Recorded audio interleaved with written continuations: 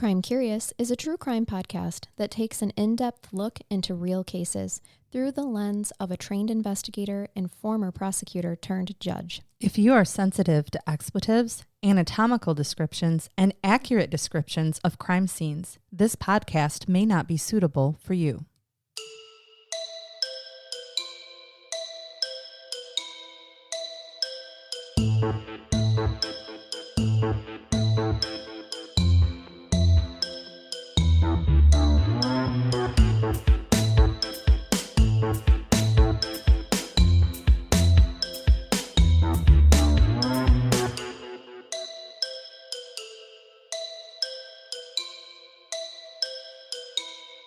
Have you or someone you love been a victim of a crime that's still unsolved? Crime Curious has teamed up with one of the top private investigation services in the Indiana and surrounding area. If you have listened to us long enough, you know that we do not seek out services or products that are meaningless to us or hold no real value. So you can trust us when we say that Corbett Investigations comes with decades of experience you won't find anyplace else. Corbett Investigations is run by a former homicide commander of one of the country's most successful homicide units, has put over 400 people in prison for homicide, handled over 1,100 death investigations, and solved 33 cold case murders. To be real with you, Mr. Corbett had a really difficult time telling us what we should highlight in this segment because he does not like to sound like he's bragging. Solving crimes has been his life's passion, and he has never done it for the accolades or recognition. He has a whole team behind his services that help him be so successful, as they specialize in things like blood stain analysis, ballistics, crime scene reconstruction, and forensic pathology, just to name a few. When you contact Corbett Investigations, you talk directly with Tim Corbett. He is hands-on with every case and can travel anywhere that's needed to get the job done. Corbett Investigations prides itself on honesty, truth, feet to the ground, real investigation work, and the strength to stand up to whatever is in the way of solving the crime. Corbett Investigations specializes in complex homicide cases, sex offenses, and criminal investigations that are old and new. Tim and his team have a reputation for finding witnesses and information that others could not. Although we hope none of our listeners ever need private investigation services, if you do, we recommend contacting Corbett Investigations and mention this segment on Crime Curious for a free consultation. Contact Tim Corbett today at 574-229-8115. You can also check them out on Facebook at Corbett Investigative Services, Inc., or their email, tim@tcorbett.org. That's tim@tcorbett.org. Thanks for listening, and now on to the show.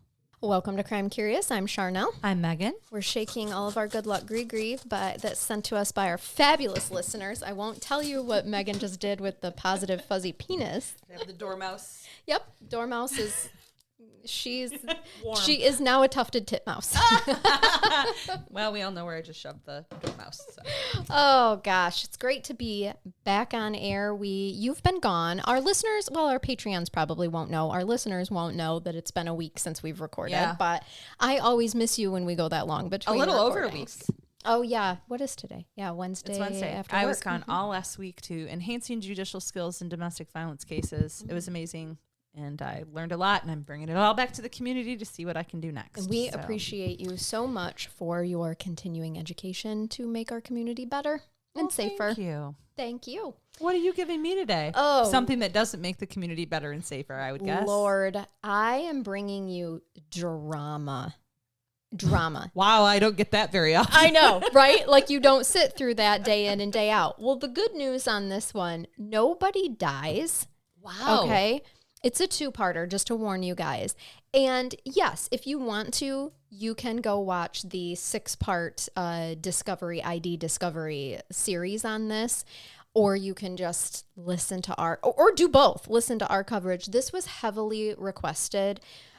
Typically, we don't do stuff that when you can go get a 6-part series on it, right? And meet some of the players and things like that. We have made a couple of exceptions. Yes, and this is one of them, both because of how much it has been requested, and we like to give the people what they want, but also because I can see exactly why people requested this of us. There is CPS undertones here. There is child development things. There's a lot of legalities. Oh, great. Okay, so I think that it was requested just so much for the insights, and it's been a really interesting ride. I didn't love sitting through the 6-part series. I did watch it because it is actual interviews. Is this one of these cases where I need to just be calming or quiet with my commentary until I get to the end, or shall I just go ahead and give my input as we go? Give it as we go. This is the curious case of Natalia Grace. Ooh. Yeah. Oh. Have you watched? I have not watched, but I have read. I'm Yeah. very familiar with the Natalia Grace story. So, okay. This is an interesting one. I'm kind of happy we're doing this too. Yeah. I think, and for those that have been asking, yes, we are going to cover the West Memphis 3 as well. We just had another request for that. And they're like, I know you don't like to do heavily covered ones. We will get to it. And I just wanted to throw that in here now, as I was saying. It'll happen. I know Natalia's case has been covered a lot, but hopefully we bring a little bit of a unique perspective. And especially if you're somebody who watched the series and you have a tendency, just as a human, to like really buy into the drama that documentary series sometimes like to create. And ID is no different. And I don't say that as a negative, any sort of entertainment. They are. And they did a really good job of keeping people hooked. But I'm here to kind of give opinion or just kind assessment. of, I'm actually, it's more like a highlight. It's highlighting of the red flags because God dang, in this situation, I think it's very possible that we have all the players involved have been dishonest. Okay. So start at the beginning. Here we go. I'm watching, let's see. The ID Discovery, as I said, they did a 6-episode miniseries. There might even be more coming. We don't know on this case.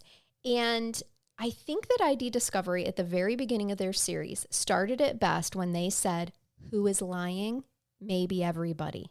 Okay. I have to admit, I had no previous knowledge of this case before I had started this series, but I was just told by the listeners, several of the listeners who recommended it, start with this series because it's entertaining to see the people involved. And they were right. And I think that you can watch it on like Max or some HBO Max, something like that. But so I start watching this series. And it starts off with a man named Michael Barnett giving his version of the story from an in-depth interview that he did in 2019. Okay. And as I'm watching it, I'm highlighting all of the red flags, like completely looking at it from an investigative standpoint and how I read people. Okay.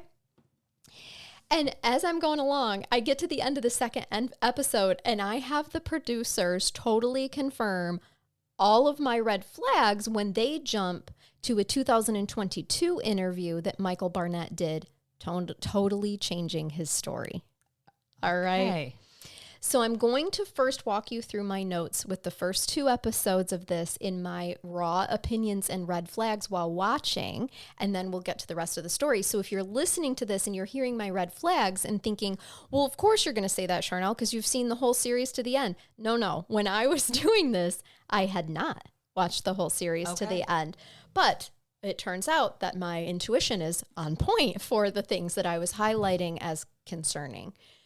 So not everyone was willing to be a part of this docuseries. You guys should know as well. We have the Barnett family, Mr. and Mrs. Barnett. So that is Christine and Michael. They adopted Natalia Grace. And I'll get to more of the specifics in a minute, but I'm just kind of setting this up. Christine Barnett was not willing to be a part of the docuseries, and you'll understand by the end why. Okay. But his mom was, like his sister was, Michael's, that is Mr. Barnett. They were willing to because they're going to come to bat for their loved one, right? But anyway, this case takes place in Westfield, Indiana, and it starts in 2010. Michael and Christine Barnett in 2010, they're a married couple. They had been married for 15 years at this point. Michael claims they had a 5,000 square feet home. They had a bunch of cars, a Lambo even, hundreds of thousands of dollars in the bank at this time. He was just loving bragging about where his life was in 2010. Apparently things had gone well for him up to this point. They had him and his wife. They had 3 sons together. Life is good. Christine is a published author. She ran a daycare for special needs children out of her home. Don't ask me if that was licensed and legal. I have no idea. We will assume that it was. We will. And I will say, too, this is the state of Indiana. And so I could have got access to their database and looked up of whether or not she was a licensed provider at that time. I chose not to. Because it's not pertinent to the story. It is and it isn't. Oh, God. It being legal it doesn't matter. No, we're not going to pull at that thread. But as I said, it was for special needs children. They actually had a son, or have a son, Jacob, that is extremely gifted. So he's considered a genius. I think that in her mind, she and he actually has Asperger's as well. And so, she really took up an interest in what is considered more special needs type child rearing. And I think her heart was probably in the right place in all of that. She even wrote books on it. Okay. So that's 2010. Michael Barnett says that by 2014, he has 37 cents in his bank account, no wife, no children, home, or job. He had only a car and a backpack of clothing. He says the one culprit to the 4-year drastic upheaval and change in his life is Natalia Grace. Dun, dun, dun. So blaming it on the adopted child. I'm not certain that I believe the 37 cents in the bank. I think there's a little exaggeration there. I think that because I know my bank requires a minimum amount of $100 or $10, 37 cents. 37 cents isn't going to keep your account open, Michael. Right. While I'm watching him. But point made, sir. Sure. You're broke. Your life is different, right? Like, I think that's probably what the point is here. Did he have to sell the Lambo to drive like a ridiculous expedition or something? I know, something beneath. Isn't that something what you drive? Way beneath him? That's like a Suburban, actually. Right. Yeah. I just saw the Hummer to drive a Suburban. I know. I think that he was completely exaggerating. He wanted to blame Natalia for the upheaval of his marriage and all of this, when I can tell you that in the immediate, just with you starting with these brief statements, I feel like Michael probably is entitled, potentially narcissistic, materialistic. Those are the 3 statements I'm going to make just based off what you've told me so far. I have to tell you guys, it was actually painful for me to sit and watch that man talk. Okay. I had to pause it and walk away several times. We have friends like that. I know. I was heavily triggered by he just rubbed my energy the wrong way, watching his face, everything about him, his facial expressions, the clear and obvious way that he was exaggerating. It's like, get over yourself. I could never be friends with someone like that because my face would explain exactly how I was feeling about them in the moment. And that's why my forehead has so many lines in it, because I look at people like this. Crinkled. Right. Is this? I give them the crinkle look. Is this for real right now? Yes, that is how I felt. I'm giving you Sharpay face. It's not good.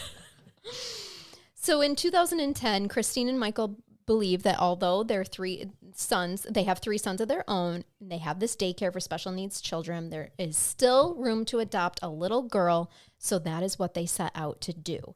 Originally, they had plans to adopt a little girl from Haiti, but unfortunately, after the devastating Haitian earthquake of 2010, adoption agencies shut down international adoptions. Then they're contacted by an adoption agency out of Florida, and it was called Adoption by Shepherd Care. They had read their file. They were interested in considering them for adoption of a little girl that was about to be placed in their agency.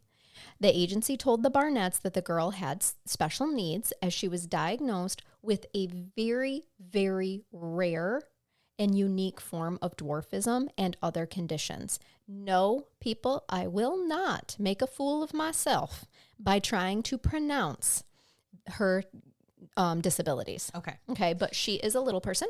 It is a rare form of dwarfism in terms of the diagnosis. It's so rare that there are only 3,000 people known to have had this disability, this form of dwarfism in the entire world.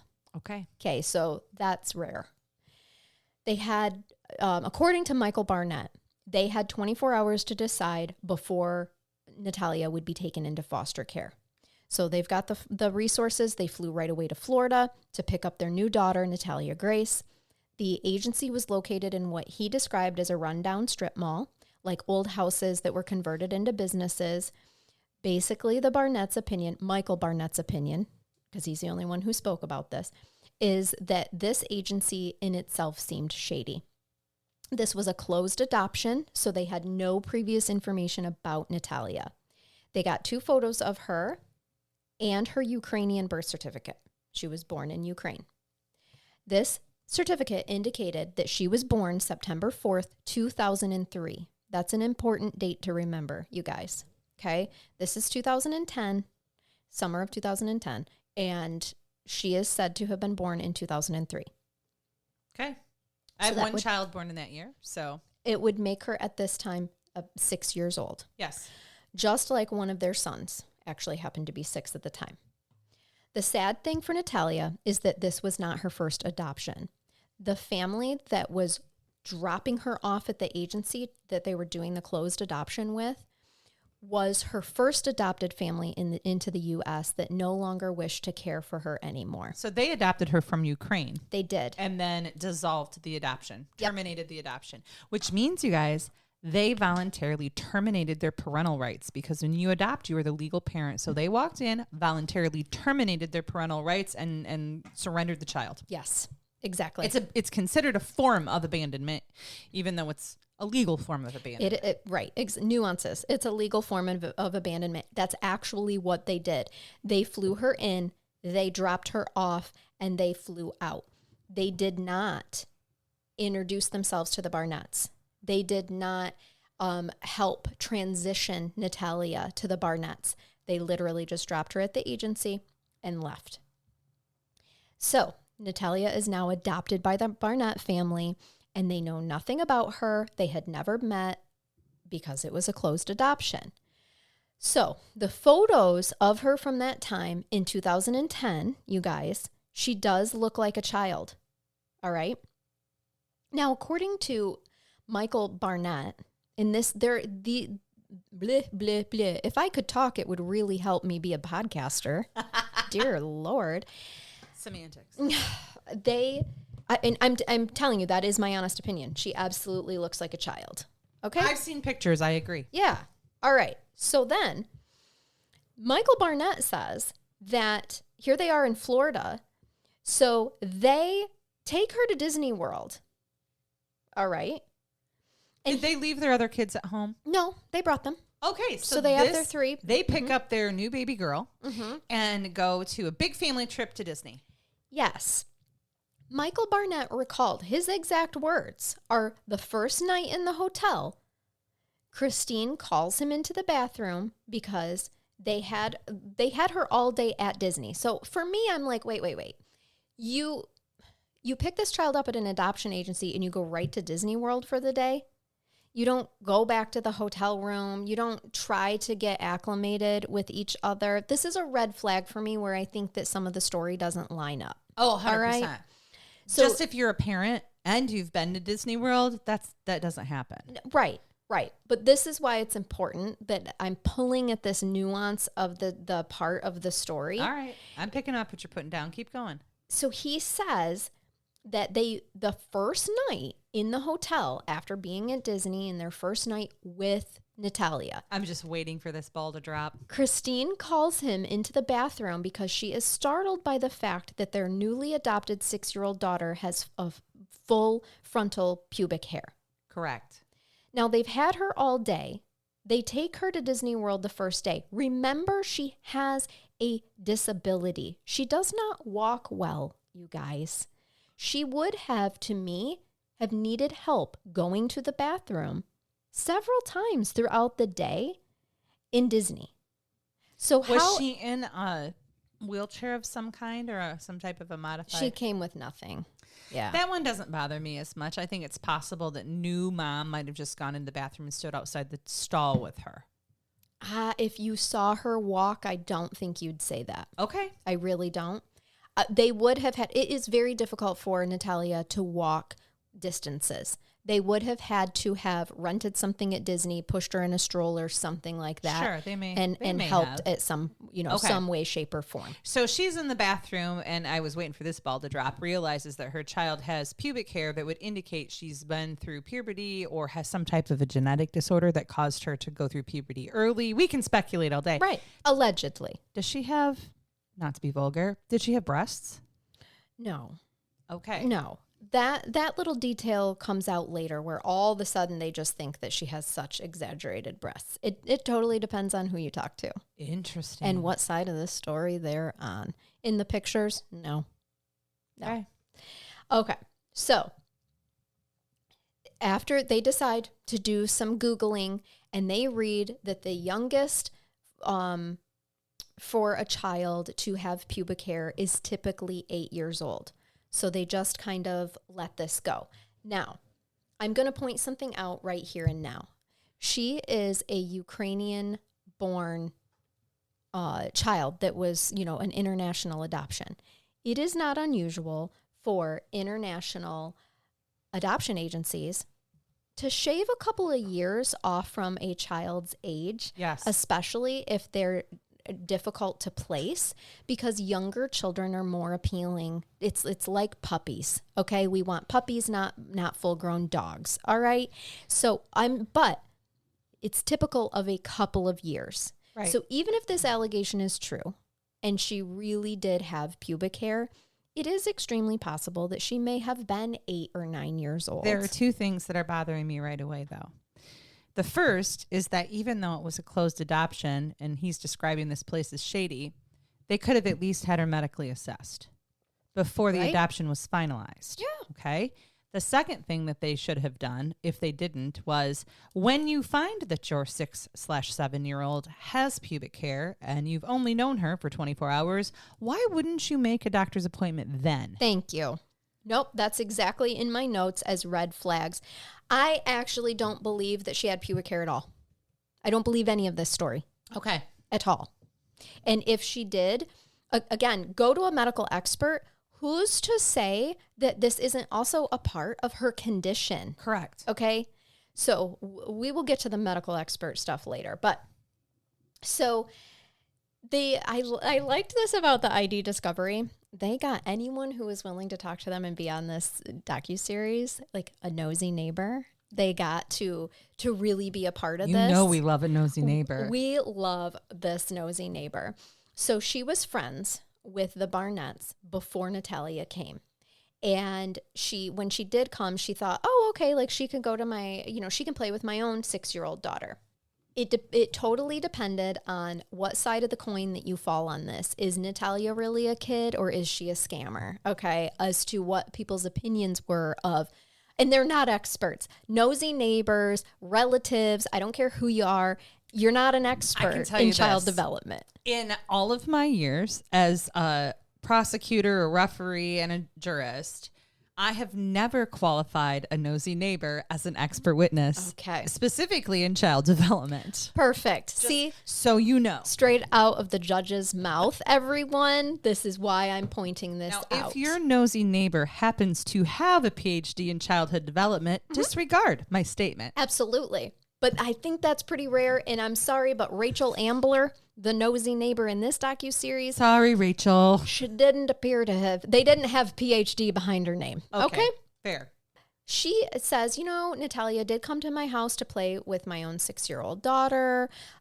She's just kind of noticing. Now, this particular neighbor was willing to say that she didn't feel that the Barnetts were particularly kind to Natalia. Okay. What I truly feel in this case is that they got in over their head.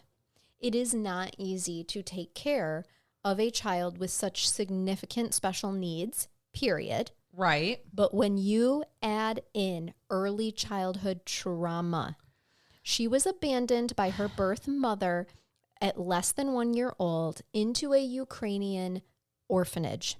Okay. Okay. A lot of unmet needs happen in orphanages, you guys.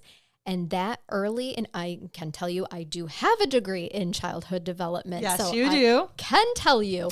And I have qualified Charnell to testify for me in multiple cases when I was her prosecutor. That's right. So I can tell you that having those early childhood experiences within the first 4 years of her life growing up in an orphanage, y'all, that comes with trauma, serious trauma on the brain. We're going to see that come out in behaviors. And then you're adopted into a whole new country. Yeah. Okay. And you, adoption trauma is a thing, even for a perfectly normal child. And I know this, I have adopted a child. Yes. So even if there was nothing that on its face would have been an issue with that child, just being in utero with one human being and then no longer being with that human being causes trauma. Sure does. Huge advocate, by the way, for adoption and doing that. But I recognized and knew that when we adopted our child. Yes. That she might have some emotions or deal with some things and have some trauma, even though nothing was physically done to her. Right. So you have that. So she may not have remembered any of these things, but when it's international, you have lost any sense of potential cultural identity, even for as long as she was in the Ukraine, whether it was 6 years, 9 years, 20 years. It was 4. Who knows how long it was at this point. But she's lost all of that. Yep. Then she was given up. She was given up. She was abandoned again. Right. And they didn't have her long. She was adopted at 4 years old. So she was brought into the United States at 4 years old. And there's documentation of that. She was what's called naturalized. Right. Okay. At 4 years old. And then within 2 years is given up by that family and now readopted into the Barnett family. Okay. I'm just highlighting. I want everyone to understand that the significant impact of the first 5 years of our lives, we have the most dramatic growth in our development. And this young lady's life was full of absolute trauma during that whole time. It's going to shape who she is. Later on, there's some question about, well, she doesn't speak Ukrainian, all of this stuff. Do you understand that I said she was in an orphanage? You think that they spent time teaching them how to talk? No, that's not what was going on. Was she verbal when she was adopted? She was. English. She was. English. Yep. In her own, this is the other thing. There's a lot of home videos that the Barnetts took. And you guys, that in itself to me was a red flag. It was not home videos that were of, oh, look at how cute they are playing. Look at Natalia doing this. It was home videos of them questioning her about everything and berating her. So they're calling her interrogating liars. their new child? Interrogating. Yes, that's a perfect way to say it. So take her to the fucking doctor. Just keep that in mind as well. So anyway, the first few months, things are going well. Things kind of escalate when they find out allegedly that she has a period. Okay. And she's been allegedly hiding it. I don't know. I don't know. We'll get to Natalia's side of the story. Had she actually had a period? Well, I mean, women's bodies do that, right? Well, they do. Yes. And I mean, 6 and 7's a little young. 9. Sure. You potentially, have a period then. Unfortunately, I know of children that occurs to. Yes. Well, and again, with whatever particular diagnosis she has, if there's some type of hormonal imbalances and genetic type issues that could cause those type of things to happen. Exactly. Yep. So that is just allegedly that happened within the first few months of them having her. I'm just feeling like everything you're telling me right now, you're like, nope. Yes. Yeah. Well, if it is true, I'm looking for the alternative hypothesis. What's the alternative reason? She could possibly be a couple of years older. A couple. It's very important that we say that. But here's my problem. And having those things. Now they've found that they believe potentially she's had a period. So did you take her to the doctor then? This is your second, if not third opportunity, if we count the adoption agency a pre-medical beforehand. So you have that, discovery of pubic hair. Now she's started period. You've had 3 opportunities to take her to the doctor. They do take her to a specialist for dwarfism because her feet actually require surgery as part of her disability. But this is not a developmental doctor. Okay. This is a specialist that's looking at her disability and her need for her feet. Okay. This isn't He's not a pediatrician. He's not. And I don't know that because of her rare, and I misspoke earlier, it's 3,500 people that have this condition in the world, not 3,000. You shorted us by 500. 500 people. Yep. And so I want to highlight this too. They live in Indiana, and as much as Michael Barnett had said, we happen to have a pediatrician that's an expert in this type of dwarfism, I find that hard to believe that in Westfield, Indiana, there just happens to be this one type of, I think perhaps he had experience in dwarfism, certainly.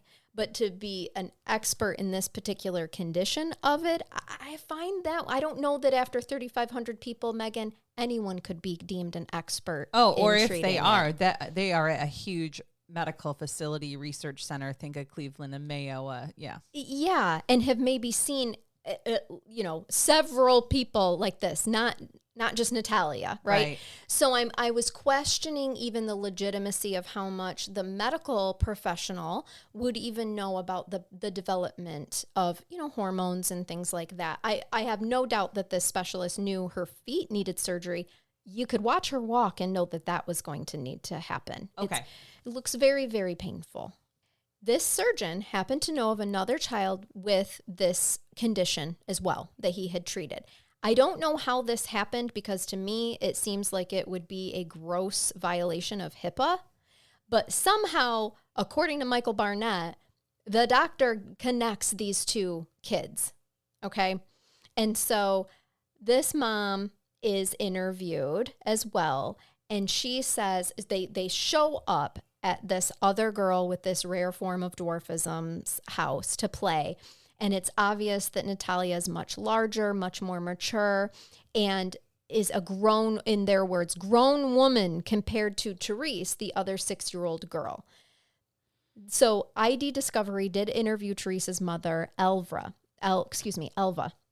And she admitted that when she saw Natalia, she immediately thought that she didn't look like a kid, but she was hesitant to say that she felt she was an adult. She noted the obvious differences between them. She was thinking, well, maybe she's a teenager. The other thing that she noticed is how verbal she is. She spoke really good English for being a Ukrainian descent. And that's where I was bothered by that because I'm like, well, she's been in America for the last 2 to 3 years and was likely taught how to talk at that point in time. She was in an orphanage before. And when you see the pictures of the girls next to each other, yeah, there's definitely obvious differences in their size. They were both very much playing like children, though. You can see in the home videos, Natalia's voice. There's more to child development than your physical attributes.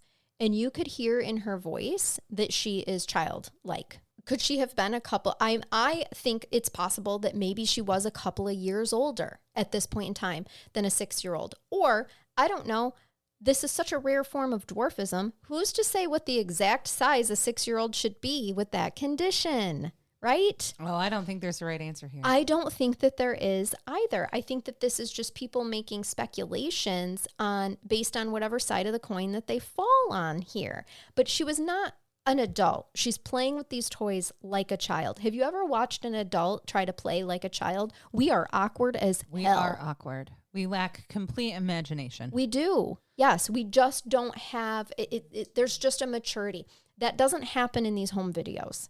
You can see her fully engaging in her imagination and in imaginative play. All right. Now, Therese was then interviewed at age 14. So this would have been back in like a 2022 interview. And she said, she's on the documentary saying, well, I think Natalia looked older, like she was like 18 or 20. That's just not true. She just didn't. There's just a differences. But how old was Therese to remember this? Well, right. From 6 to 14. So when she said she was looking back at pictures. Yeah, okay. So it wasn't when I was 6 I had the wherewithal to say this looks like a 20-year-old, because in any given kindergarten project, when you ask your 5 or 6-year-old, how old is mommy? And they say like 100. Exactly. They, developmentally speaking, again, she wouldn't have known. In hindsight, at 14, looking back at pictures, having already been told things and researched things and informed, oh, your friend's actually older because that's what her correct adoptive that's parents what her parents think. Mm-hmm. Well, you've already tainted the fruit of the poison tree. That's right. You poisoned the damn tree. Absolutely. So needless to say, it doesn't matter. Elvra never reached out for another play date again. Okay. She really didn't jive with Christine Barnett at all either. We hear that a lot as well. Michael Barnett claims that Natalia, although well-spoken, could not tell them anything about Ukraine. They also had someone that they knew who could speak Ukrainian come up and meet her and speak full Ukrainian to her, and it's obvious that Natalia had not heard that language before. She didn't recognize it. That if she was 3... Yes, she was like 3 to 4 when she came to the United States, and she had been in an orphanage, you guys. And this is now when she's like 6, 7. Okay. No, proves not. Right. But this, you should see this guy's expression when he's like, acting like this is the nail in the coffin of proving that she's never been to Ukraine. It's the most ridiculous thing. Well, I mean, if they took her to the doctor, they probably could figure out her genetic heritage, but just throwing that out there for the 4th time. We get there. Don't worry. But not when it should happen. Correct. Not when it should happen. Natalia allegedly does not speak to them for 4 days after the, quote, botched Ukrainian speaking incident. Well, you can see you brought this woman and you're interrogating her. You're accusing her of not understanding anything. She's a 6, 7-year-old girl. What's she supposed to say to you? This is what trauma does. Yes. Not to mention, this is also what trauma does. You have made her through these accusations and God knows what of whatever you're saying off camera to her, okay? You've made her feel a certain way. Kids are trying to constantly read their environment, know what's going to happen next, and they tiptoe. She may not have talked to them for 4 days trying to figure out what is safe and what is not. And are they going to drop me off at an adoption agency and make me go to a new home? Yes, exactly. Waiting for the ball to drop. That type of anxiety for little ones. It's why we finally will terminate parental rights on cases where the parents may love their kids, but they can't get their shit together, because children need permanency to grow. Their brains and physically, and we have to make a decision at some point. Yes. This girl was in a state of reptilian brain. She's fight, flight, or freeze constantly. Yeah. Yes, exactly. And she froze in this particular thing. This does not confirm to me. Michael Barnett sitting there with his accusations just says to me, you know nothing about child development at all, sir. And you sound like a moron right now. And potentially of questionable parenting skills. Oh, well, let's get to that. Okay. Because I mentioned all the snippets of the home videos, right? They are literally recording themselves saying to this little girl, so you lied to us? That is what you will be most in trouble for, is lying, right? Like, first of all, there's leading questions in there. You are leading her into a yes or no answer. Kids got to pick one. They're going to pick one, even if they don't understand the context of your question.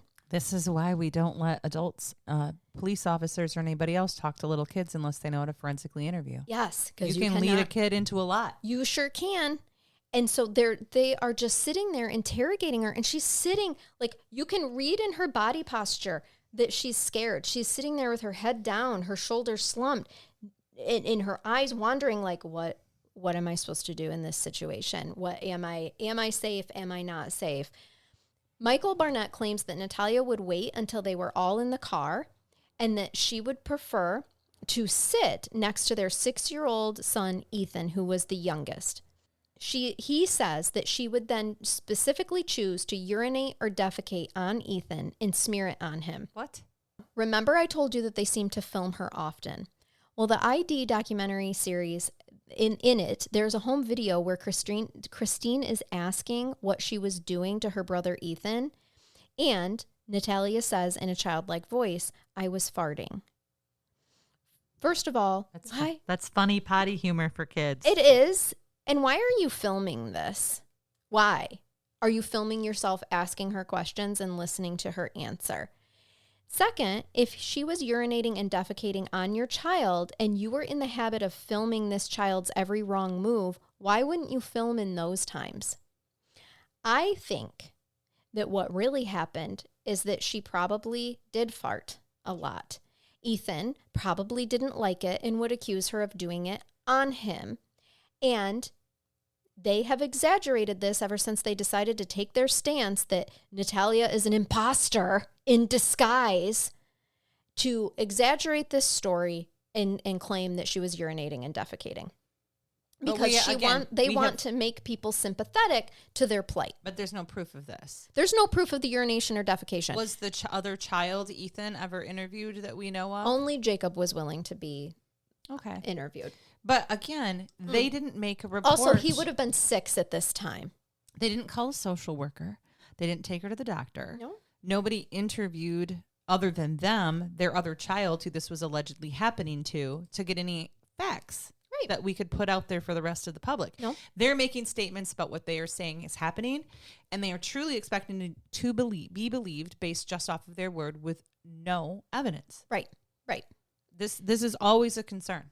How do you fact check this? Absolutely. This is exactly things that, we have to take into consideration. And like I said, I think that these parents just got themselves in over their head, and that being the heroes of saving a child with a special condition didn't escalate them into the eyes of the public as much as they, or their social circle, whatever, as much as I think it seemed more glamorous than it really was. Michael Barnett also claimed that Natalia would steal favored items of the 3 boys and hold them in her hand and wait to cross a street and then throw the items into the street to get the boys to run into traffic to get them hit by a car. Oh, really? Yes. See, this is him just making the assumption that this is an adult imposter trying to murder off their children. Oh, yeah. Oh, it gets worse. Oh, can it? It really does. First of all, I'm thinking, so Natalia's 6, your youngest is 6, your middle child is 8, and your oldest is 10 or 11. Wouldn't you as the adult and the other children notice that Natalia had items in her hands? Her hands, by the way, are much too small. They are exaggeratingly small because of her disability. She wouldn't be able to hold anything in her hand without someone noticing. And wouldn't you be crossing the street with your children? So you think that she's strategically dropping it in the middle of the street at the same time that a car's coming to make your child run into the street and go after this? This is the point where I had to pause and say, "Sir, you are so dramatic. I can't handle you." It's because in all of your years of doing CPS investigations, you've had cases like that where you have one child that is clearly not being favored. We know that case. We had that case. Mm-hmm. And so everything that child does is wrong, and your other children can do no wrong. Correct. Yeah, we know that case. Sure do. And men like this. Correct. So he then claimed that she was hiding kitchen knives under her bed. How was she getting them? Well, that was my point. She can't reach the counter. She can't climb. She needs help getting into a chair. So how? Exactly. Ghosts. Michael claims that she told them that she hid them because she was going to, quote, kill them in their sleep. Really? And how was she going to accomplish this? Not a clue. Megan, she's 2 foot tall. Wouldn't you be more concerned if you found a weapon under your child's mattress that they might cause harm to themselves? I actually would, wonder, why does a child feel so unsafe that they have to hide a knife under their bed? Yeah. This can go all kinds of ways, Mr. Barnett. Yeah. Was she suicidal? Was she homicidal, in your opinion? Or was she protecting herself from somebody in the house? Uh-huh. Anyhow, the family starts to tell family and friends that Natalia is hiding knives under her bed and that she's not who she claims to be. They start off right away with she's not who she claims to be. The friends start to pull away because they're not allowing their own children around Natalia. Of course, this is how isolation starts to happen, right? When my son was 6, he told everybody he was a pirate, and he was a liar because he wasn't. I just want you all to know that, to keep in mind, just to be fair. He's an adult now, but I'm going to call him out on his lies. He said once he was going to go to pirate school, and Jason said, me too. Right. That sounds fun. Let's do that together. Yeah. Bonding time. So Michael Barnett claimed that the adoption agency weren't helpful. So they went to therapy, but it took it took 3 therapists before anyone would listen to their side of the story. Because the Red other two flag. the other 2 therapists were like, you guys are fucking crazy. Yes. Or they told them, You're the go problem. get your child assessed if you don't believe this. Take them to the doctor, do this, go to the geneticist, see somebody other than the dwarfism doctor for her feet. Exactly. The therapist, this third therapist, was willing to diagnose her as a sociopath, according to Michael. They were told, you can't help her. There's no helping this. Well, Remember I told you they had hundreds of thousands of dollars in the bank? yes. How much money do you think it would take a therapist who doesn't care to just be like, oh, this is what you want me to say? Sure, sociopath. Now that will be $5,000 Per session. We don't know. Well, I'm just saying, he's throwing out accusations against Natalia. I'm telling you this Maybe she much should look into that. about 6-year-olds who, in terms of how they're developing, are very self-centered because that is how they are developing. Of course. I don't know any 6-year-olds that aren't sociopaths. Sure. That's why we don't diagnose 6-year-olds with certain adult disorders. Yeah. That's why you don't like sociopathic personality disorders. Sociopathy, most borderline personality, Mm-hmm. schizophrenia. And I know, you guys, before we get a bunch of ads, there have been specific cases where there have been diagnoses for these particular mental health issues, but this is not the norm. No, in those cases, it's because those children have actually taken action. Oh, yeah. And there's usually some very specific, obvious trauma, like severe sexual abuse, witness to homicide, those type of things. Yep. Allegedly, according to Michael, there was one night at 2 a.m. where Natalia was making noises and he found her standing in the middle of the room. And when he opened the door and asked what she's doing, she said, I'm waiting. And he said, waiting for what? And she said, for you to go to sleep.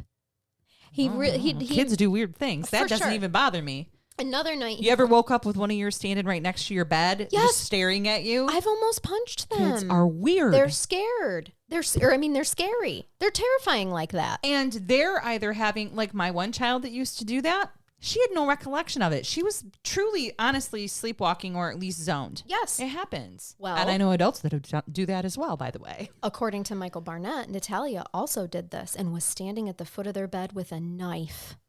Now, doesn't she have problems standing and walking? Yes, it's not easy. And you would hear her coming. She's not getting to the end of your bed without you hearing. Her feet do not pick up and walk because of her disability. So there's no way she's just sneaking in there and standing at the foot of your bed. No, he is creating a dramatic story here. Just like, interestingly, they were terrified. The one that you said, it's actually taking normal child behaviors and turning it into a creepy, scary situation. Okay. At this point, I'm so not throwing the parents a bone, but they've clearly decided that this girl isn't a fit, and they're going to find a lot of reasons to try to give her away without them being judged. Mm-hmm. They want to give her up without being judged. So they're coming up with these type of things. Especially because Christine is a published author about disability Charnell, or special needs children. Maybe some of these are based on fact. Like we just said, maybe she was standing in the room. Maybe she had sleptwalked. Maybe she was engaging in normal narcissistic 6-year-old self-centered type behavior because that's what her developmental level was. And you just didn't like it because let's see, one of your children was genius level advanced and on the spectrum. And then apparently your other 2 children were what maybe you would consider of normal average development. Typical development. Typical. Mm-hmm. Thank you. That is the word I was looking for, you child development specialist. I try. Okay. I'm going to throw this out there too. If she is saying creepy things, I think that it's reasonable to understand that she could have been led to, coaxed to, manipulated into saying creepy things, especially during interrogations. Like, Did you want to kill us? Yes. What are you doing with that knife? Are you going to harm us? But does she even understand what that means? Again, because you're not doing an appropriate forensic interview of a child. Or even gauging her actual developmental capacity. Kids say weird things, man. There's no baseline here. Mom, you're so warm. I wish I could wear you. Well, that could come across as real creepy. Sure could. Or they just love you so much. Or when an adult looks at a baby and says, you're so cute, I could just eat you up. Right. Well, we're not thinking Aunt Gloria's a cannibal. No. Oh, the context in this case so far. So Michael then says that the family, together as a family, they did a lot of therapy. But Michael Barnett said they never wanted to take her back to the adoption agency, as you said, because they thought that they could help. No, I fully believe exactly what you were saying. It's because they didn't want to be judged for giving her up. Well, and think about this, Charnell. If she was still operating a daycare out of her home and she voluntarily abandoned and terminated her rights to a child, this could immediately, if she was legal, implement maltreatment and care, or licensing, like a licensing investigation. It would, yes. I mean, if you had a investigation who did daycare in their home and they voluntarily turned in a child that they had adopted, that would trigger something. It does. It triggers an investigation. Yep. I'm just feeling like there's some really valid reasons that they have for making this a exceptional story. In terms of events, and by story, I mean story. Absolutely. This is some fantastic storytelling I'm hearing. It's quite a tale to be spun, isn't it? Here's one more story for you here. Michael claims that, after a lot of the therapy, Natalia went back to what he called, quote, I want to be part of the family mode. And he says it with this tone of you can tell he detests this girl and has from the beginning. Okay. It's a total lack of attachment. So if therapy worked so well that she wanted to engage with the family again, you just fucking isolated her again because you didn't believe her. I want to be part of the family. Just the statement and the in quotes. Yep. He did. I want to be part of the family mode. He claims she was helping Christine do dishes which I'm like, okay, how was she doing that? And sit her on the counter, maybe got her a stool. Perhaps, but Christine walked away for a moment, and in that time, Natalia poured lemon pine sol in her coffee. Allegedly, Christine screamed, and Michael came running. Much like with the pubic hair story, by the way, he claimed that they were in the bathroom, and Christine screamed, and he came running. Anyone else realizing? He has a white knight syndrome. Absolutely. The way that he comes in to rescue and find out, Christine, what is ailing you? What distressing thing is happening to you now because of Natalia? The demon has pubic hair and now it tried to poison me. Their son, Jacob, claimed that he was so traumatized by these times in his life that he won't share a drink with anyone unless he has seen its contents the whole time, because he still thinks that Natalia is trying to poison him today. Because and that's not his fault. No, they have affected him and the other children that much. Because if they truly believed that this child was actually an adult and they kept her in the home that long, they didn't get the medical attention, they waited this long to terminate the adoption, they were causing trauma to their own children. And clearly have. In my opinion, it's a failure to protect your other children. If you think that she's so dangerous, why are you not taking more precautions with your other children? 100%. Or yourselves. Why aren't you locking bedroom doors at night? Okay. So Michael claims all the professionals that they took her to, including the stress center, told them that there's nothing they can do for her. They claimed that all the professionals told them to lock her in her room so she can't roam freely throughout the house, and that they should escort her through the house. I promise you, professionals did not tell them to do that ever. Professionals in what? Like a professional volleyball player? He just claims like a professional golfer? Nope. I don't believe that they took them to the right professionals. Well, I think when you're making statements like that, you need to list those professionals, their credentials, and find and get that in writing. Yeah. Because what those professionals essentially told you to do, sir, is to abuse your child. Mm-hmm. So they were advocating neglect and abuse, and you would want that in writing. They gave you a prescription for abuse and neglect? Yeah. No, I don't think that they did. He claimed that... and again, before anybody asks me, I do know of cases where you have children that are elopers or who sleepwalk, who I have heard professionals actually recommend some type of devices to keep children in their room, but only to protect them and only for a few hours. Well, while they're sleeping locks or whatever. on the windows. Yes. I've seen that in CPS case service Yes. plans. You Yes. need to put locks on the windows. You need to have egress in case there's a fire, just stuff like that. But this is not what he was saying. He is No, I saying know. she's not allowed to freely roam the house at any time. She has to be escorted from one room to the other at any time. Otherwise, she has to stay locked in her room. To me, the ex-CPS worker in me sees this as Michael Barnett trying to justify his abuse of Natalia, which we see time and time again by perpetrators, okay? Well, I think that's what's bothering me is that we've heard that particular defense in cases where we had a case with a child who was being locked in his room. Oh, yep, exactly. On a second floor. Yep. With no food or water and a bucket. A bucket to go to the bathroom in. Correct. Nothing else in the room. Just makes me feel sick and it's triggered. I'm triggered. Mm-hmm. I know. I'm telling you, the longer I watch the docuseries, the more unbelievable and dramatic that Michael Barnett became to me. At any point in time, did you want to have him a gold statue of a man? Oh, my God. And the award for Right. best dramatic actor Goes to Michael Barnett. Yes, very much so. I listen very closely to how people begin stories, okay? And this next one, I'm going to tell you, there were pieces of it that were red flags to me that others maybe wouldn't notice or think of. You would, but I'm talking like the layperson, people not in this field, okay? All the little people. I'm kidding. Megan. I'm kidding. I was starting to feel like I don't want to put us on pedestals. We're giving you our opinions from our professional views. Yeah, We'll just- yeah. You know I fuck around on here. Come I on. know. I love it. This is why we do this. It It's is fine. why we do what and we no do. one died here, so we can absolutely. No, just significant child neglect. It's so bad by these people. Michael Barnett starts this story by justifying why they went on a trip to a local farm for their son Ethan's birthday. Like I said, Why wouldn't you? I like to listen to the beginning of people's stories before they preface like what happened, because it tells you almost everything you need to know always. Is this going to feel like the beginning of Harry Potter when they take Dudley to the zoo and Harry just gets to tag along? Yeah, kind of. Okay. A typical person would say, it was Ethan's birthday, so we went on a trip to a farm. Yeah. Right? Not Michael Barnett. He starts by saying, because he wants everybody to feel sorry for him, in my opinion. He goes into detail about how they had not been out of the house in weeks. They hadn't went anywhere or did anything in a long time because of Natalia.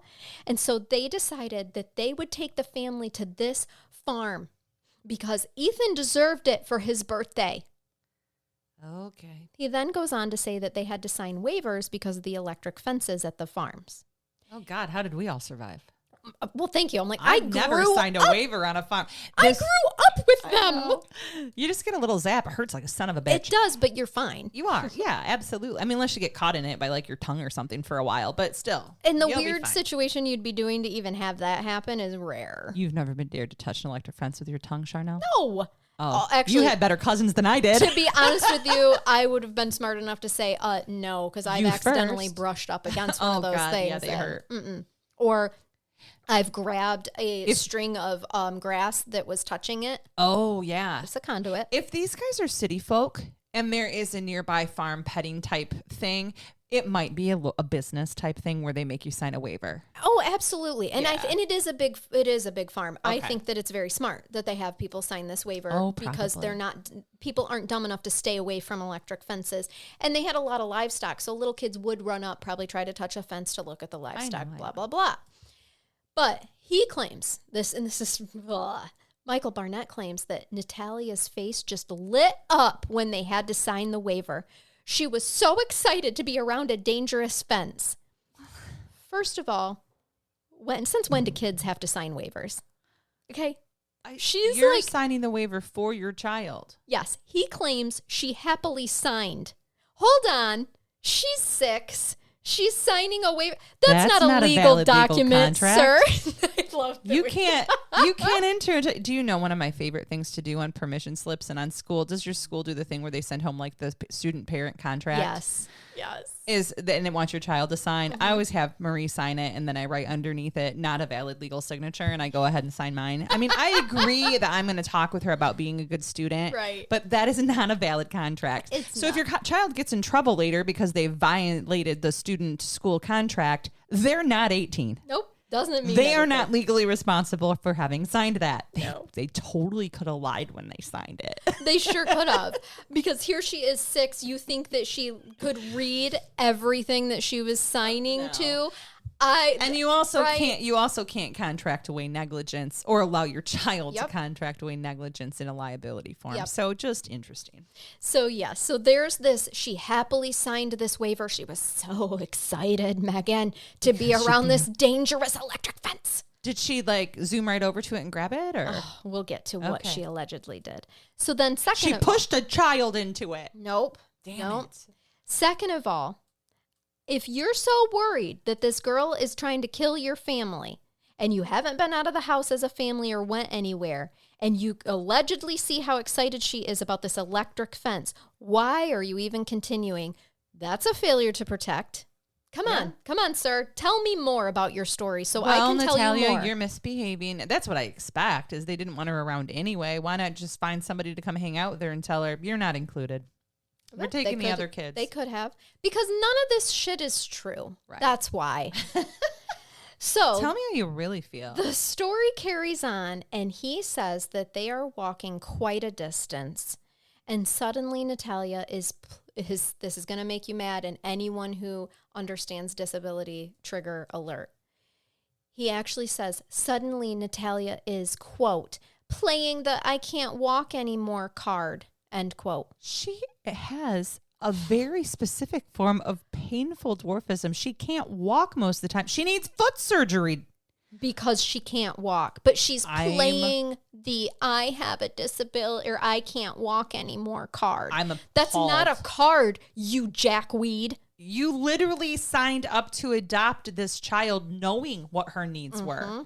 Mm-hmm. Or that she was differently abled and had different needs than your other children. All I can hope is that in his next life, he has a leg growing out of his bum. Yeah. Let's show him a dilapidating disability. Legs all the way around. All the way around. Kicking his own ass. Like an octopus. Yes. So anyway, then he said what I consider to be the most telling. He said that his wife said, oh no, you are not going to ruin Ethan's birthday like this. Okay. You know what? Because she can't walk because of her disability, because you morons took her to a farm that requires a lot of travel without a stroller or a wheelchair or anything like that. Uneven ground. Oh, absolutely. Fields. They're walking down a lane. They're not paving shit for you here, people. No. You're not going to ruin Ian's birthday like this. Everything you've told me so far, I believe this happened. Agreed. Probably exactly. Yes, this part. I think she said she couldn't walk, was sore or tired, and mom said, you're not going to ruin Ethan's birthday. 100%. I hear it. So with her not being able to walk and is somehow ruining Ethan's birthday. I'm not sure how the two correlate, but here we go.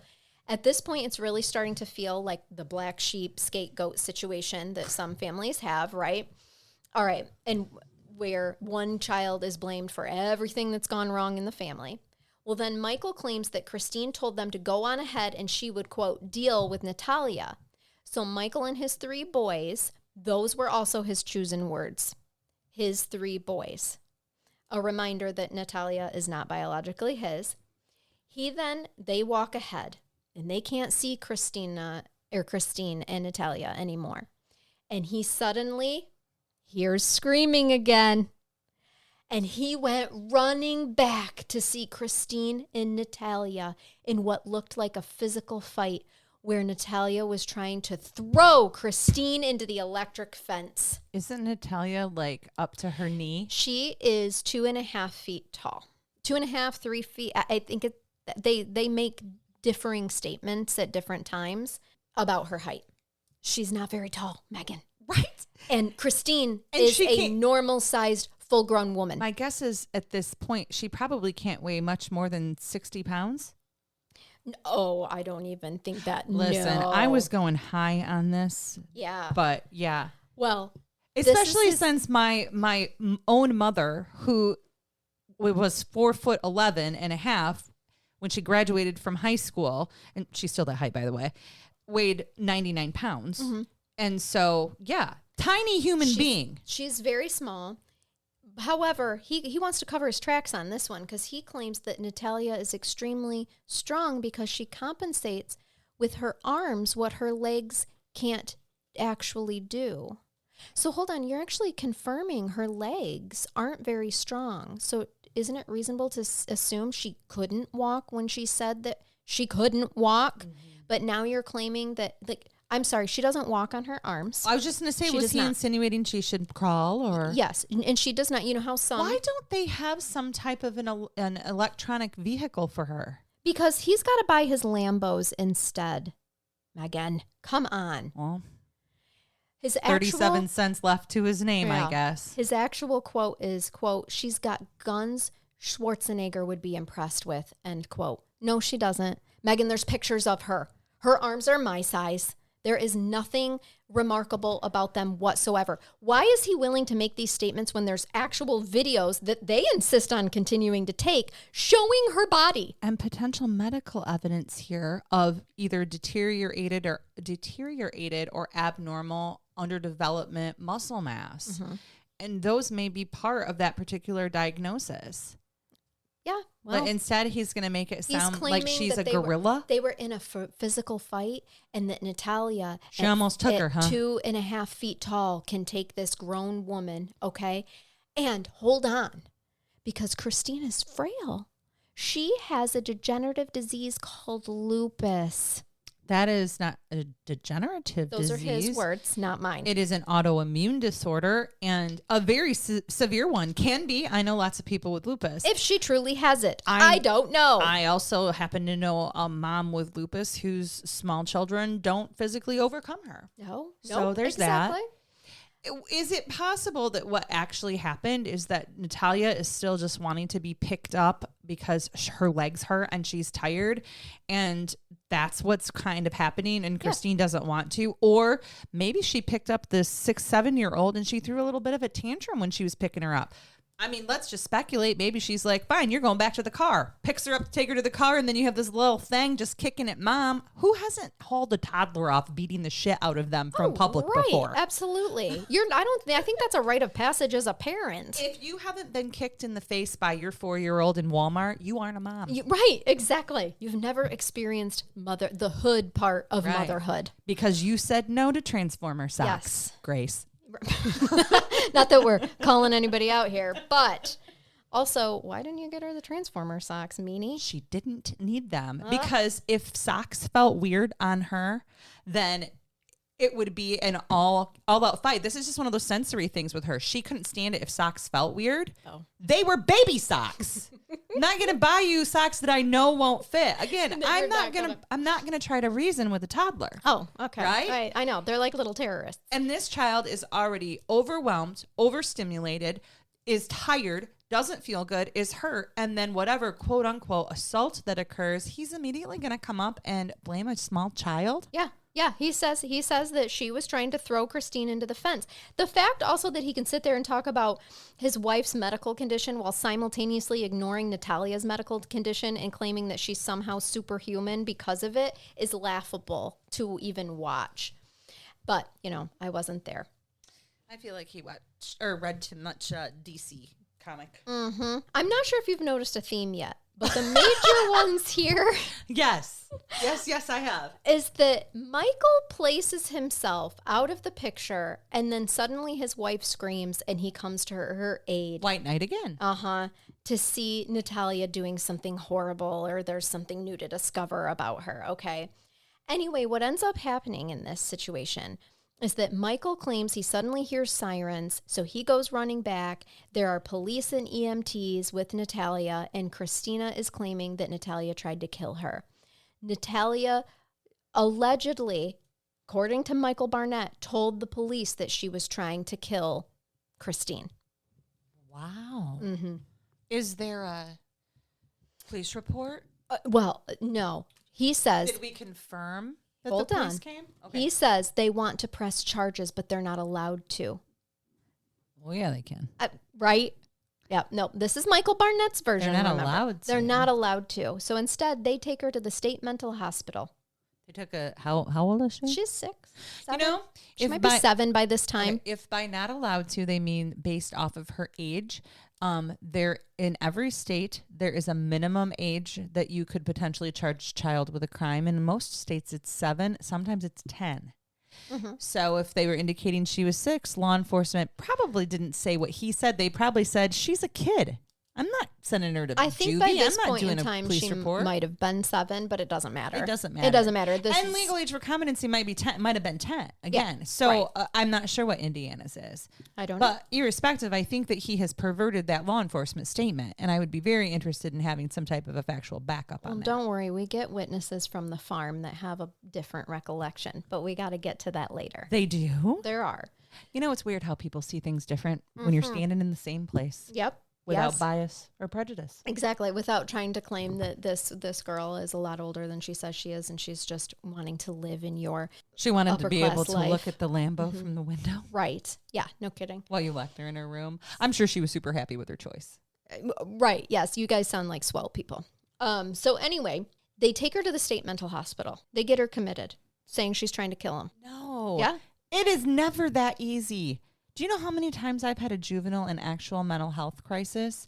And I've had my POs go up, probation officers, go up and sit with that child.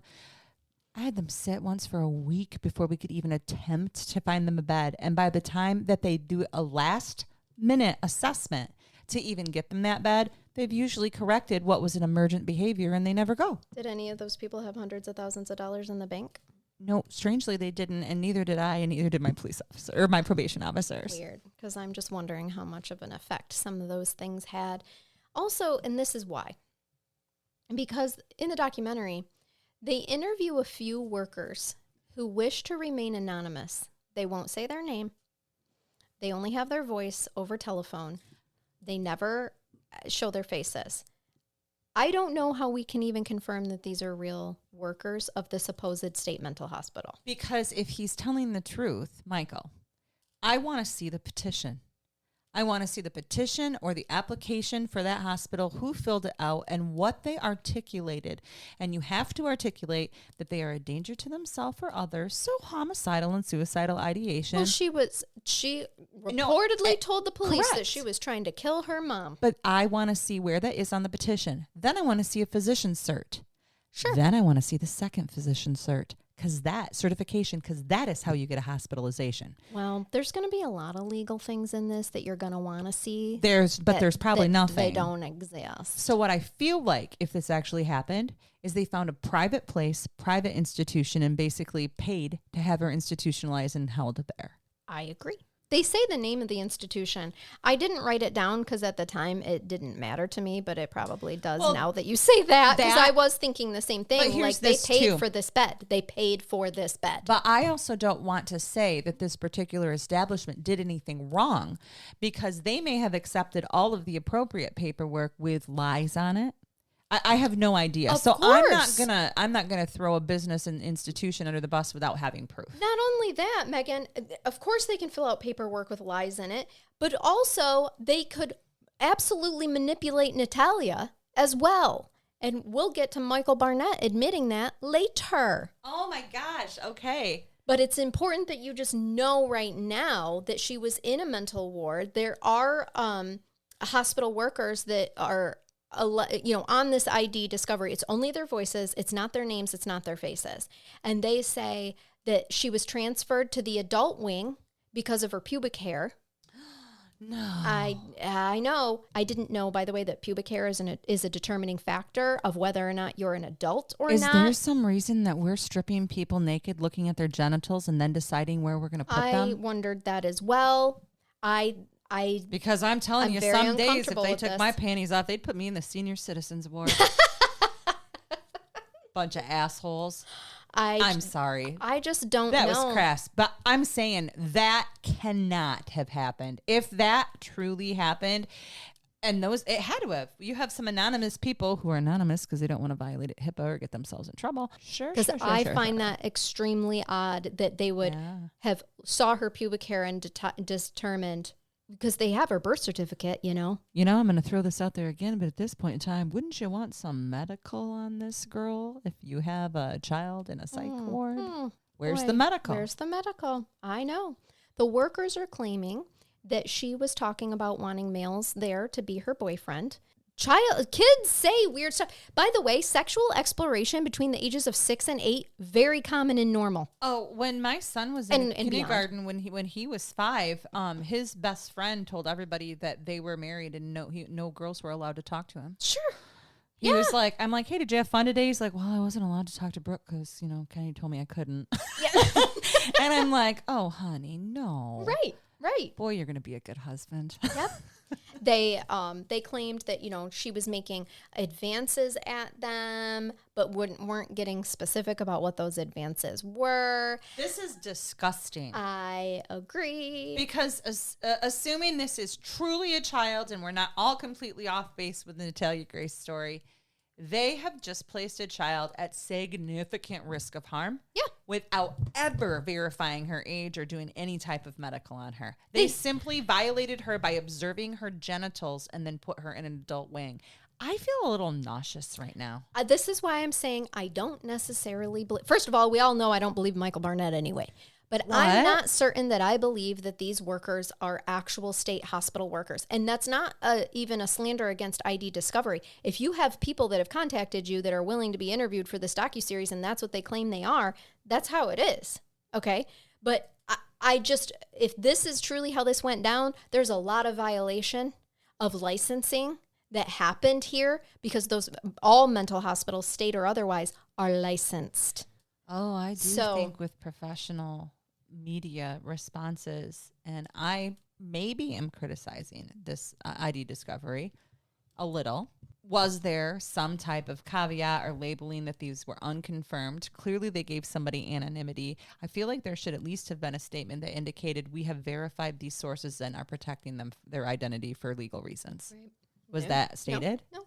So they never was stated that those statements were verified. Just that they wanted to remain anonymous because they were concerned about their employment at the hospital. I hope that what I stated there actually happened and it just wasn't placed on the special. Sure. Let's go with that. But either way, okay, so even if they are actual state mental hospital workers, who's to say that they're not lying about all of this too? Well, okay. With enough money. Thank you. And anonymity. Some people can get paid to say all kinds of things. Could this be why he went from hundreds of thousands of dollars in his bank account to 37 cents because he needed to buy people into his side of the story? I think when you have somebody indicate that, the first question should be, let me see your check register. Sure, I want to see your deposits, your accounts receivable, your accounts payable. Let's see where all your money's going. The thing is, this part, their side of the story like that isn't investigated. It never is. So that's why that stuff doesn't exist. Anyhow, so the hospital tells them she can't stay here. She's done. Like, we're ready to release her. And the Barnetts are like, well, she can't stay at our house because she's trying to kill us. And they're like, well, I'm sorry, we can't help you. Like, according to Michael Barnett. She was there for 2 weeks, I believe. So they pick her up. They never call the police. Okay. But the nosy neighbor does.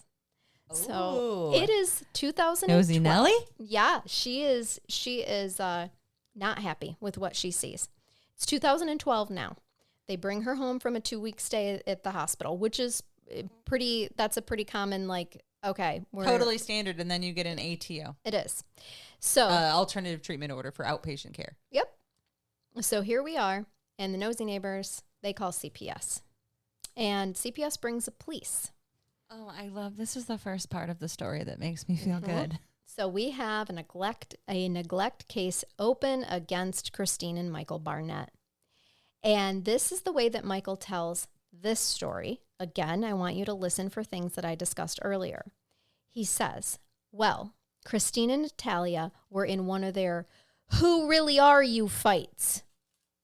And Christine tells her to write down who she is, who she knows, where she's been. But Natalia refuses, and she thought the best way to make her listen was to take her bed away and tell her that she can sleep outside on the back deck until she's willing to tell them who she really is. That is disgusting. I knew you would say that. So Michael claims in the middle of the night while she is crying that he couldn't take it anymore. Of course, he's going to be the hero, right? So he gets up and he lets her in. Natalia? He did. He gets up and lets her inside. He's the constant hero in these stories, remember? I just want to hug him. However, the neighbor had heard her crying and had already called the police. Yeah. So this is when the Westfield police and CPS show up. Because you just put her out like a dog. And whether you believe she's 6 or 26, why would you do that to a vulnerable human? Thank you. And also, this fight escalated because you were interrogating this. She should have been 8 at this point in time if it's 2012. This 8-year-old about who she is, who she knows, and to write down everything she knows. And when she can't, you make her sleep outside. You ask an adult who they are and who they think they are and to write it down, and you're not going to get anything. For sure. I'm going to write, I think I'm a podcaster. And it turns out that I just kind of utter into the microphone. I feel like people like to listen to me, and it turns out I just like to hear myself talk. I mean, that's where we are. Yeah. Michael claims that after 10 minutes of talking to them, meaning the police, and he specifically says, quote, after taking a look around and talking with us, the officer realizes he is not here to protect Natalia. He is here to protect my sons. He knows instantly they are in grave danger, end quote. From you. So he thinks just because they live in a nice house that child abuse isn't possible. And the way that he keeps reiterating my sons shows his lack of attachment. He claims that the detective told them that he found the information from when Natalia was naturalized or came to America and that her birthday was wrong. And it was the department's recommendation that they get her birth certificate corrected. Michael Barnett. Based off what? Well, Michael Barnett says that this was in writing and that it had never occurred to them before this time that her birthday was wrong. Oh, hold on. Maybe it wasn't. If that were true, then why did Christine demand that she write down who she is and where she's been? If Michael Barnett is claiming that it was not until the first CPS case and police call in 2012, it wasn't until that detective told them, hey, I found Natalia's naturalized information and I think that her birthday is wrong and it's the police department's recommendation that you get her age corrected. Okay, they're claiming this is the first time that this had ever crossed their mind. If that were true, then your story about how she ended up locked outside to begin with makes zero sense. This is not the first time that you had thought she was Disney lying. World. The Yes. first time was Disney World. After you realized it would be really difficult to take around a child with disabilities with your happy family. That is the first time. The very first day is when they did not want her anymore because they realized it's a lot of work. He claims that the department's recommendation was put in this police report, Megan. First of all, no. That's not going to be a department's recommendation that you go. I can tell you what they did do, and it's the same thing that happened with courts. When we see a discrepancy come through, and it happens a lot with people's names. Police reports are often incorrect, and so are. Oh, sure. But when you're making a legal document we may have said with the court, I'm sorry, I didn't finish that sentence. We were going to ask them to verify and please make sure that this information is correct. Yeah. That's it. Not, hey, go change this based off of this paperwork. I think that this person is an adult posing as a child and that you need to go get this fixed. Now, remember, this interview happened in 2019. Well, Charnell, what if the error in the naturalization paperwork was literally just like the month or the day? Yeah. Or a year or two, like you had mentioned. Right. And it very well could have been No one said that, the but law enforcement officer said, hey, your kid is obviously an adult and you should get her birth certificate changed but that's to reflect what Michael Barnett is claiming, and this is why. Because that's how he's taking it. But I don't think that happened. No. And sadly, the police officer passed away in 2015. Okay. So he cannot, by 2019, when Michael Barnett is making these claims, there is no evidence of this. There are emails between the CPS worker and the police officer. There is the police report. No, it was never documented in any of those documents that the officer felt her age was wrong and that she was an adult instead of a child and that it should be changed. Okay? That's a pretty Those important, are his claims. That is a pretty important thing to put in a police report. One of the things that defense attorneys, good defense attorneys, do real well is when they have a law enforcement officer on the stand and they're cross-examining them and it's about something important, they will impeach them by bringing out their police report and saying, well, if it was so damn important, why didn't you put it in the police report? Right. Because we put important things in police reports if they happened. He did send an email to the CPS worker confirming that it would appear that Natalia is a child, and he referenced the baby teeth that she had when she was 5 in 2008 and naturalized, and the adult teeth that she had in 2012, which she was, after all, 9-10 years old at that time, so that would have been appropriate. It is appropriate because I have a current 10-year-old who doesn't have as many adult teeth as she should, and we need to get the baby teeth loosened. So we have an ortho appointment. So yeah, that's absolutely consistent. But that's what the police officer put in the indication, in an actual email. What you have on this documentary, if you just listen to Michael Barnett's side, it's the police officer said we should go get her age changed because Charnell, she is not a child. I don't know what world Michael's living in, but I'm going to tell you, I'm very concerned for his mental health at this point and what diagnoses he has. I mean, I know. I can give you some, but I'm no expert. Reality is an acquired taste, Megan. The Barnetts decide they're going to take this alleged recommendation from the detective and file a motion to have her age corrected. I don't believe for a second that they did this because of the advice of the detective, who's no longer here to confirm or deny. They did this because the CPS case scared them, and they did not want there to be a way for CPS to check on them anymore. Yeah, they might lose their kids that they like. Yep. So here is where you're about to get real upset. A judge listens to all the reasons why the Barnetts believe that they are dealing with a sociopath and why Natalia is not the age that the adoption agency claims. Their biggest smoking gun is that she had not grown in 4 years. Just dwarfism. Thank you. My next statement. Now remember, Natalia has a very rare form of dwarfism. Clearly there was a medical expert there for the judge. Hold on. They don't know what age she really is. So the Barnetts even have Natalia's primary physician present information to the judge. Now keep in mind this person is not a specialist in her condition. Let's also remember the money that the Barnetts have in the bank as well.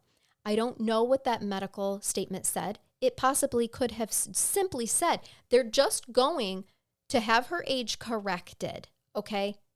The medical reports very well could have been a very blanket statement about her current state of health and where she is. A physician's not going to say conclusively, without a DNA analysis, she, especially someone with a rare form of dwarfism, take it for damn tests, that she is absolutely this age or that age. Okay. I know what I would have done as a judge. I would have had adjourned the case and had her medically assessed so that I can get a determination and testimony. Now, when you listen to Michael Barnett's sister talk in the documentary, she says, there were physician statements.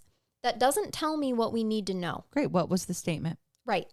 What were they experts in? What were they testifying to? They were not stating that she is an adult.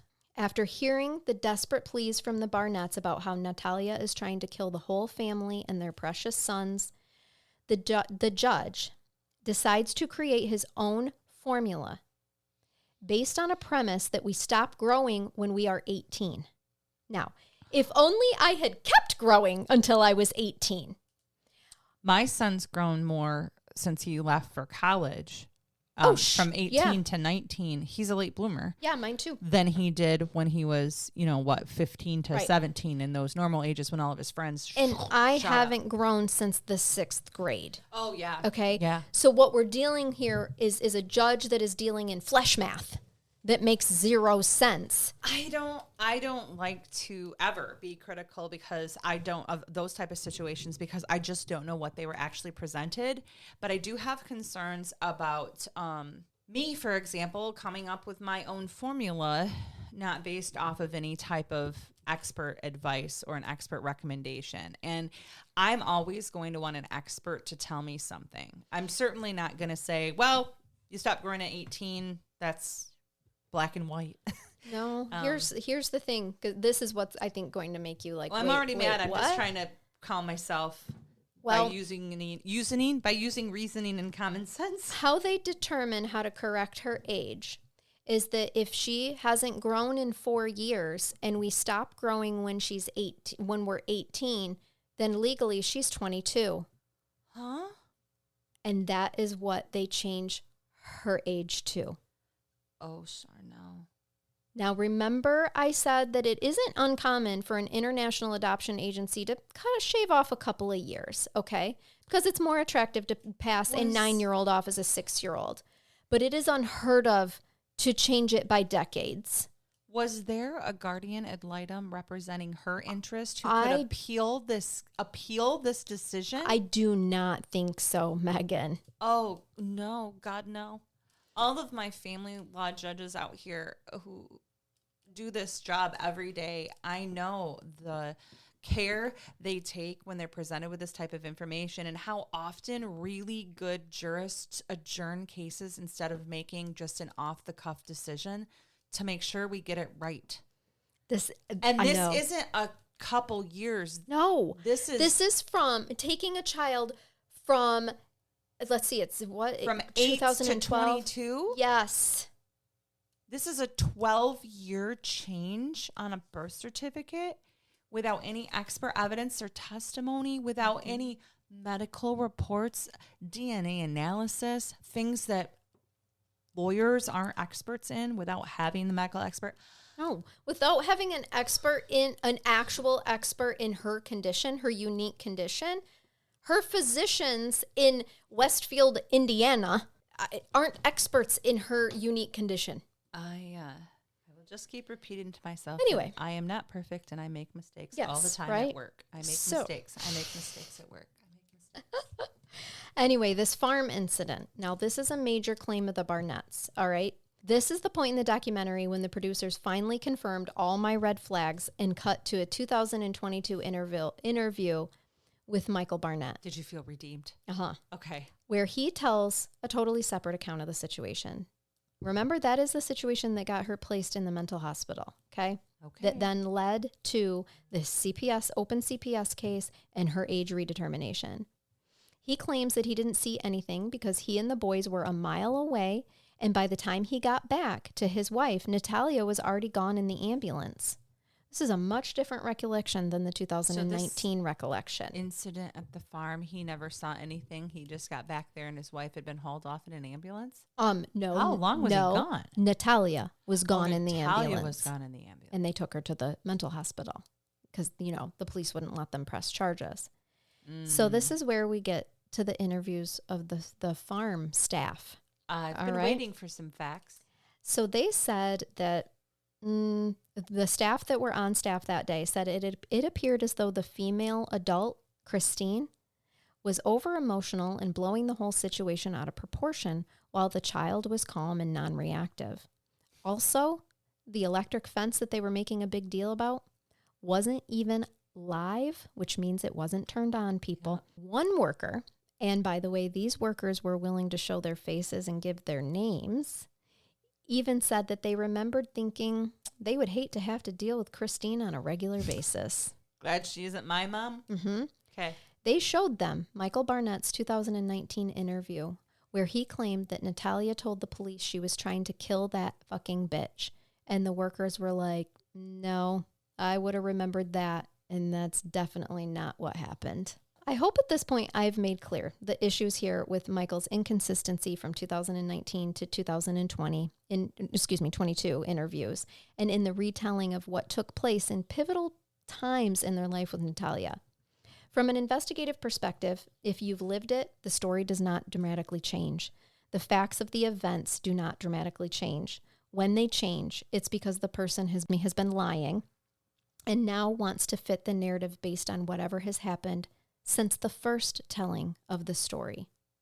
Do you want to know, Megan, what's happened between the 2019 interview and the 2022 interview? Yeah. A trial. The 2019 interview is Yeah. before the trial. The 2022 interview is after. Okay. This is where I'm going to leave us for this episode. This is a good stopping point. Mhm. They have legally changed Natalia's age from 10 to 22. Feel free to join Patreon to get instant access to part 2, as our Patreons always get both parts released at the same time. Otherwise, we'll be right back here next week for this conclusion of this very dramatic and twisted tale. Okay, are you going to brave? Yes. Brave I am. me. I'm going to cover that for you right now. Thank you. This is a BuzzFeed article, and I feel like it's just fitting that we should talk about how child development, right? Okay. Parents are sharing the funniest things their toddlers got upset over. I love these, and I have friends who post these too. Oh, yes. My son once cried when he stuffed his sandwich in the VHS player, and a movie about sandwiches did not play. Me too, buddy. Yeah, if you could just put food in there, and yeah, it'd be great. This is gross, but toddlers are disgusting. Of course. My toddler got mad that her poop came out in 2 pieces instead of 1. So she accused my husband of cutting it while she wasn't looking. Yep. You know, there is something satisfactory about just one nice. Okay. Yep. I get it. I understand. My toddler demanded to know how to say hola in Spanish, but wouldn't accept that it was in Spanish and cried for hours. Oh, this poor girl. My daughter had a complete existential breakdown one day when she found out she was going to have to pee every day of her life. Wait until she starts her period. Oh, this poor girl. She is going to have a hard time. Yeah. This is an existential breakdown right here. I watched a friend's kid have a total breakdown because he wanted to have eaten ice cream. He had ice cream in a bowl in front of him, and he could eat it. But apparently having to go through the mechanical motions of actually eating to get to a later point in time where he had eaten ice cream was too much for him to bear. Have you ever been so tired that you just want to absorb what's in front of you instead of having to actually just eat it? Yes. That's what this poor boy was realizing. He doesn't have that ability in this realm. I want to have already eaten and showered because I want to be in bed. Yes. Very often. All the time. And I often sometimes skip both of those. I really resonate with this kid. 'Cause Okay. possibly in another planet, he was able to absorb his food so he wouldn't have to go through the mechanics. And down here on Earth, we fucking have to do everything the hard way. We do. We have to use our teeth to chew. Yes, in our arms to shovel Yes, it there. it's so Oh. My 3-year-old found a mitten on the ground and put it on. He then asked me where the other one was, and I said, I don't know. He looked down and said, but I have 2 hands. Just that little evil, yeah. That's funny. When my little sister was a toddler, she once screamed she could not go to sleep because her pajamas were too spicy. Oh, yeah. It's tactile. It is. I'm going to use that one. I Yeah. like that. Well, when my pajamas are too spicy, it's because they are Right. spicy. That's right. Oh, this happens. And it's usually your husband taking them off you saying this is too spicy. Never had a complaint about the spicy pajamas. When my son was 3, he had a tummy bug and came to me crying that his butt threw up. We've been there, kid. Sure have. Yep. When my nephew was about 3, I found a cookie he had stashed in a couch cushion. It was dry and gross, and had obviously been there for a while. So I immediately tossed it in the trash. Well, my nephew saw this, immediately burst into full-on snotting, hysterical tears. But through his sobs, he managed to choke out the words, "You don't throw away cookies." And I agree. I love this child. Yes. How dare you, ma'am? We don't throw away food. No. My nephew had a breakdown when his boot wouldn't fit on his head like a hat. Oh, well, yeah. Fashion designer. Why can't boots also be hats? I don't know. On the next E-special. This one right here. I feel like this has happened to me. When my youngest was 3, He asked for a cheeseburger with no cheese. So I gave him a hamburger. Cue the meltdown.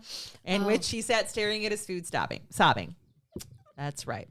I didn't ask for a cheeseburger. I asked for a hamburger with cheese. Okay. No problem. The logic. My toddler asked if she could have one piece of candy, and I said yes. Well, she then asked, can we compromise? And I replied that we didn't need to compromise because she was already getting exactly what she wanted. But she proceeded to throw a tantrum until I finally agreed that we could compromise, and she happily left with her one piece of candy. Megan, why do I think that was you as a child? It might have been me last week, Charnell. I want to argue and win. Yes. No matter if I'm already winning. That's right. And she learned a valuable lesson. Start high, sweetheart. Start high. We were at the grocery store and my daughter asked for strawberry ice cream. I bought it for her and she had eaten some after dinner when she started crying. I asked her what was wrong and she said, I wanted strawberry ice cream without bones.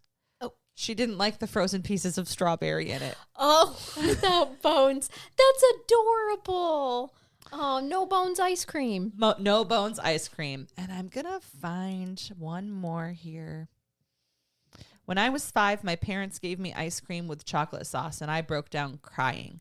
It took them a while to figure out I was upset at the psycho sick bastard who'd put gravy on my ice cream. Thought it was gravy and not the chocolate sauce. How dare you? Yeah, I can see that. So that's what it's like to reason also, with I feel actual like toddlers. No Bones ice cream is a really cool ice cream brand name. TM. I have to read this one. Okay, because we're not done yet. We're not done. We can't be. It just this person, Aphid61. I laughed so hard if you don't remember. Okay, so here we go. My toddler and I were on a 3-hour trip, and she begged to have her window down. I said no because we'd be going 70 miles per hour, and she began to wail. She cried and cried and cried. So I turned the music on and tuned her out. And after 45 minutes, she slowed down, gulped, and said in a very tremulous voice, "Mommy, why am I crying?" Oh, I laughed so hard and said, "If you don't remember you, I'm not telling you, kid." nope. Oh my gosh. See, Tantrum and cried for so long she couldn't remember why. Totally forgot why. That is Little people, big emotions. Literally, just she was having a response. Also, let this be a lesson to adults too, because we do this. Don't even remember why we're mad, but we're continuing to stay mad. Let it go. At a person, about a thing. Exactly. Yeah, go back to the beginning and reassess and say, we aren't talking because one time you did this, did that. I was going to use a very specific example and decided against it. Let it go. Yeah. Let it go. Yes. That Thanks for my the friend, advice, Elsa. is how evolution happens of your mind, body, and spirit. Anyway, on that note, thanks for hanging out with us today, and we hope that you keep listening. Keep it curious, y'all. Till next time. Bye-bye.